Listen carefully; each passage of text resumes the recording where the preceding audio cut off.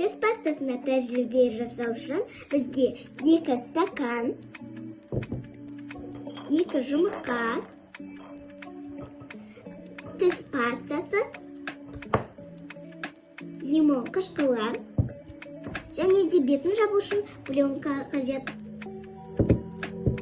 Ең бірінші бізге 2 стакан қажет. Оған лимон қышқылын құямыз.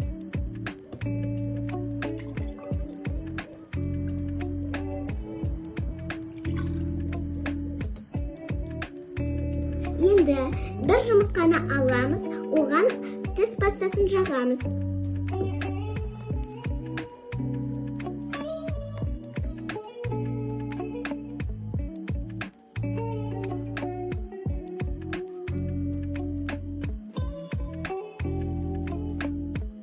Енді тіс пастасы жағылған жұмыртқаны бірінші стаканға саламыз. Енді екінші жұмыртқаны екінші стаканға саламыз. Тіс пастасын ештеңе жақпаймыз. Енді пленкамен бетін жабамыз.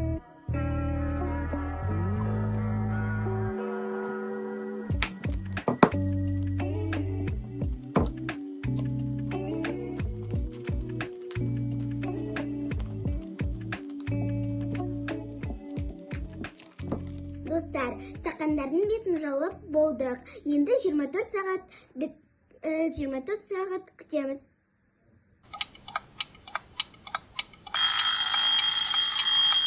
Достар, 24 сағат өтті. Енді стақандағы жұмыртқаларымызды ашып, тексеріп көрейік.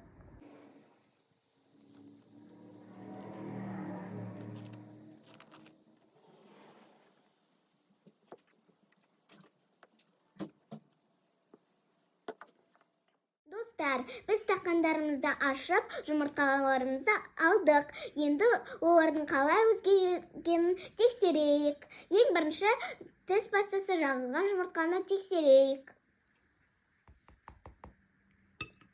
Көрдіңдер ме, балалар?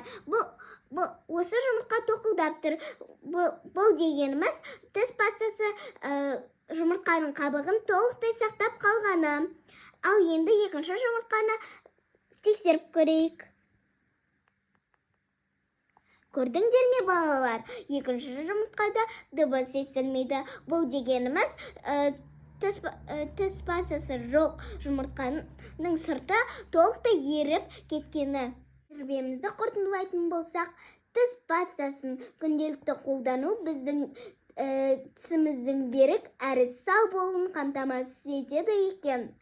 Осымен бүгінгі біздің тәжірибеміз аяқталды. Келесі кездескенше сау болыңдар.